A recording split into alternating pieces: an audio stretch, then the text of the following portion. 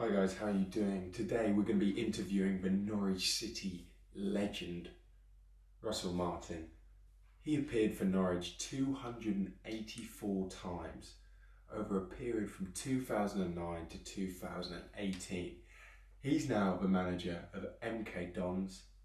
He's lovely, it's been great speaking to him. You're now going to be entered into a Zoom meeting where we are meeting with our weekly group. It's called Thrive. And yeah, we ask him a couple of questions. Today we're going to be talking all things about this period, about this time, and some of the things that Russell has learned, and also about some of the stories that he's telling us throughout his early career as well. Thank you so much for watching. Enjoy. Thank you, Russell Martin.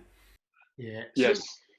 So Russ, just tell us a bit about what you've been doing. What the last couple of weeks have been like for you. I don't know, mate. The start of this period was probably the same for everyone, really. A couple of weeks of real anxiety, which I never really struggled with at all. But just going into the unknown, weren't we? I think so. Obviously, stopped working 2 months ago now. So we were told no more football. Opened a restaurant, the second restaurant down in Brighton. That was shut after 4 days into lockdown. So yeah, so it was all a little bit. And I've got my charity foundation down here as well in Brighton, haven't I? So we employ 21 full-time people. So it was really scary about if we were going to survive if it went on for a couple of months. Luckily, the furlough scheme come in and stuff. But yeah, it was filled for that. And then for the last 6-7 weeks, it's been about trying to enjoy family time as much as possible and stay connected to people, I think, really. Loads of Zoom calls and Microsoft Teams and stuff like that. So yeah, staying connected with work, family, friends, the most important thing. And I think we've all got used to change of pace in our life. I've been really busy still, but it feels different. It feels like a different kind of busy. It's not, I've been able to focus a bit more on myself as well, because I got swept up a new job as a manager for 3 months. It was just chaos and lost track of my own fitness and my own health a little bit. So it's been good to catch up with that as well. But yeah, just trying to be honest, Pete, I think it's complete extraordinary time. So might never get this time again to spend with the kids, unless I get sacked as a manager, which will probably happen at some point. But just trying to enjoy it as much as possible, embrace it, and just try and be productive as well, and trying to get something out of it and come out the other side a little bit, start better off than you were before, really. Yeah, it's superb. And how old are the kids now? 8, 5 and 4. Chaos. That's why I look so old. No, that's absolutely brilliant. So just I tell you what we're really interested in. I mean, not so much the mindset of a professional sportsman. I mean, clearly you've kind of done football the hard way. Started in the lower leagues and came up, through the lower leagues.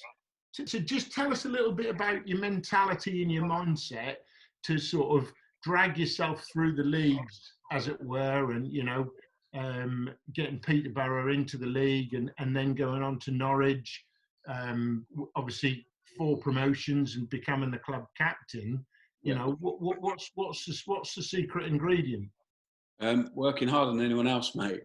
Simple fact, really. So it sounds really simple, doesn't it? But yeah, I just wouldn't let anyone else outwork me, whether that was at Norwich, whether it was at Peterborough, whether it was at Wycombe. And also I was really driven for a couple of things. One, I was motivated by trying to help my family as much as possible.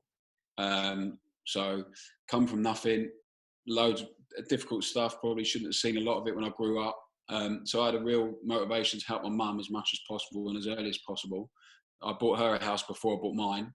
So it was the first thing I'd done when I became a professional footballer. So yeah, I was driven by that, driven by proving people wrong. And just to get there, I knew I had to work harder than anyone else, because I didn't come through the conventional route. I wasn't the most talented person in the room wherever I went. So I had to make up for that by working harder than everyone else. So it was that simple, really. That was my mentality, really. Sure. And in terms of that, and it's nice to have nice and fluffy questions, but we want to sort of rough you up a little bit. It's obviously quite a small room. What was your lowest point in your footballing career? Football, loads. Relegation twice, really hurt. I think I went to Rangers, which is obviously a massive club up in Scotland, 50,000 fans every week. Started off brilliantly, ended terribly. So that was a really difficult time. But I look at it, there's been some real lows, mate, but they're far outweighed. I don't tend to sit there and feel sorry and have a pity party with myself about any of them, really. They happen. I feel better for all of them. I feel like I've learned from every single one of them. I feel stronger from them. I've always been the same. I've never had a fear of failure at all, or had any shame in failing one bit. I'm trying to teach my kids that now, that it's good to fail. Like the more you fail, the better you're going to get at something. So, especially my eldest, he's got a tendency to give up on something really quickly if he can't do it. I'm trying to challenge him as much as possible on that, and without being a pain in the bum and without being a really hypercritical, overbearing dad. But it's difficult. So I've got no fear of failing. Throughout my whole childhood, I was told we're never going to be good enough at anything. My dad and his 3 brothers all went to prison, so not going to prison was going to be a bonus for us. So I'm really conscious that the lows that I've had, and there's been loads and loads in football, sitting on the operating table after injuries, it's really tough. And also leaving Norwich after 10 years was probably the lowest I've ever felt, in terms of I thought that's my career done, really. Like I've had the best years. They've had my best years. I had my best years here. I'm leaving, and I was fully aware it wasn't going to get any better. But to accept that was difficult. So it took me a while, and then I actually thought, get over yourself. You've had some unbelievable times. You've been lucky to experience it. So I just feel gratitude, mate. I feel real gratitude for whatever I've been through, whether it's failing and that's probably a bit of a fluffy answer, but it's genuinely how I feel. No, I think, one of the things that we're quite keen, we sort of saw ourselves originally as being a senior group of kind of grumpy old men, if you like. And I think you grow old quite quickly in football, because, you're 30 odd years old and your career is finished. Whereas I would look at myself now as 53 years old. I currently don't have a job, and I'm going to have to look for something else to do again. So it's about how you feel, how much you internalise and take on board, and what the learning bits are, really. I mean, is there any secret ingredients to getting over a failure? What's the takeaway? For me, the way I see it, I'm a really curious person, so I constantly want to learn, and I think it's the most difficult thing to learn. Really, if you really want to learn from a failure or improve or get better from it, you have to be seriously analytical about yourself, about why you failed, about why you didn't do enough for it to succeed, or were there other variables in it? Do you have to take the whole responsibility, or there other stuff? Because sometimes there is. It's not always your own fault or your own responsibility. But for me, you have to drill, and it's really difficult. I find it, being a manager now, asking players to really drill down and be honest with themselves about why they're maybe not maximising their potential, about why they find themselves where they are when some of them have got incredible ability. And a lot of time it's their mental capacity to deal with failure, or their mental ability to be able to overcome criticism or the scrutiny they're under, to have that resilience. So it's about being really, really honest with yourself, I think. And it's also having people around you who are honest. It's no good just having an echo chamber. You've got to find people. And I've been really fortunate to pick up people, because my family are not like that. So my mum will back me with anything. She's that sort of mum, whether it's right or wrong. She's Pauline Farr from EastEnders years ago.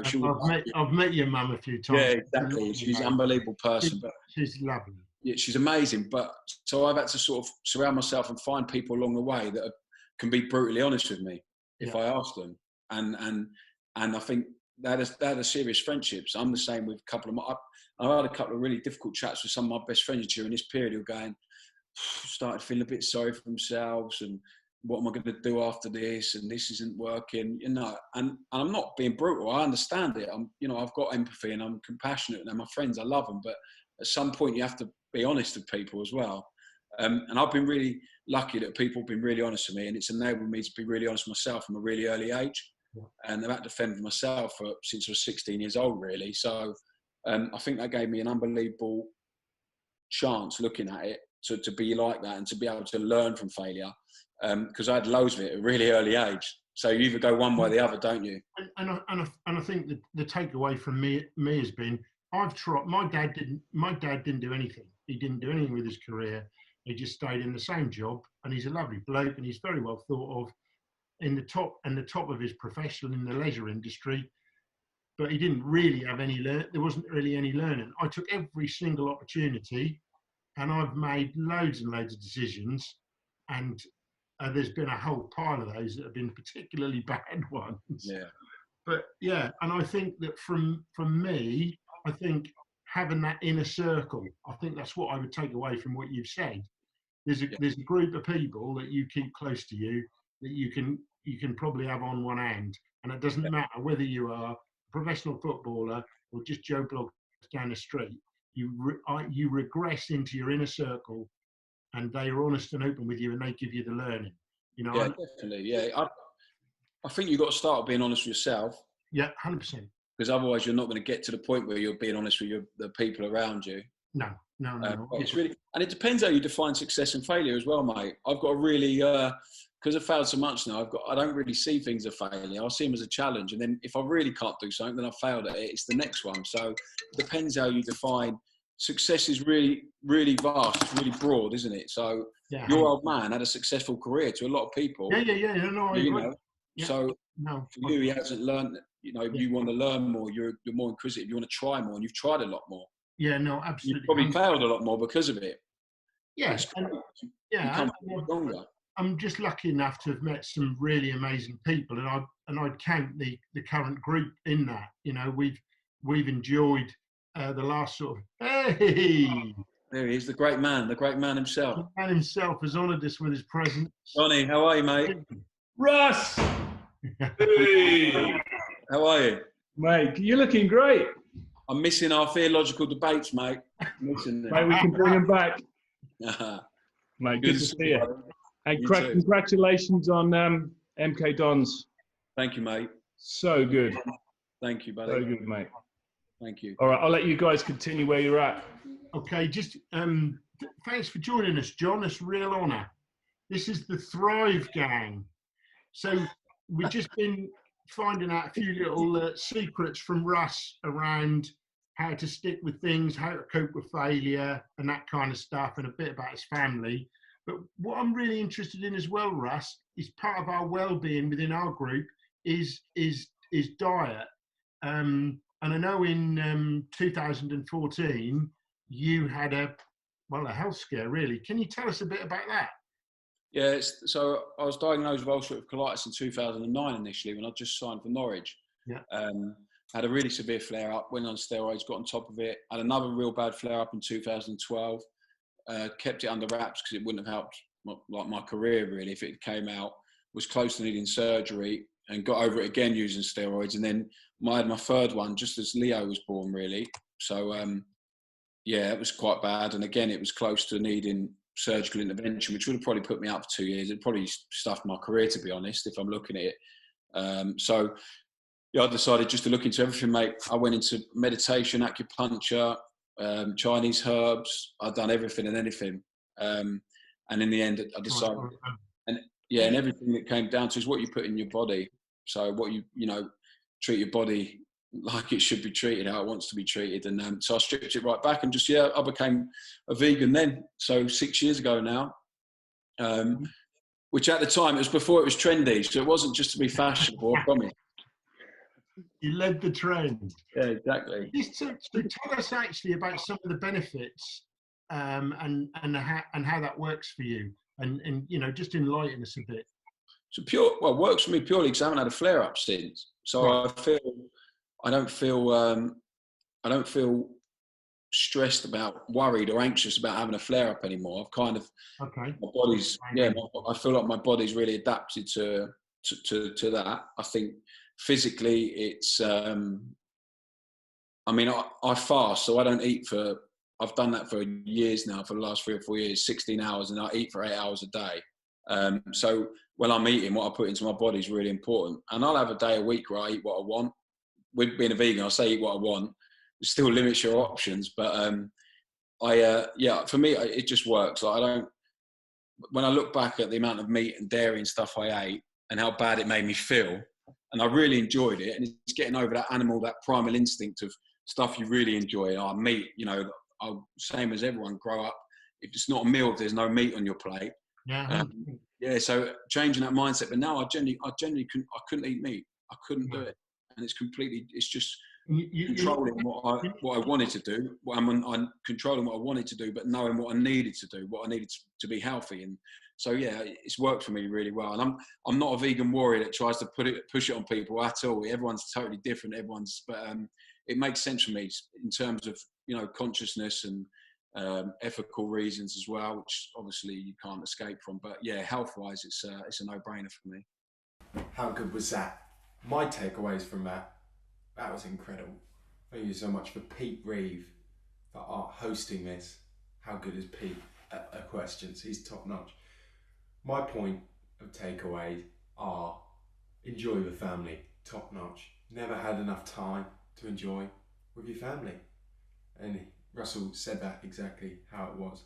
I loved his quote about how he described in his early career how he made it was working harder than anyone else.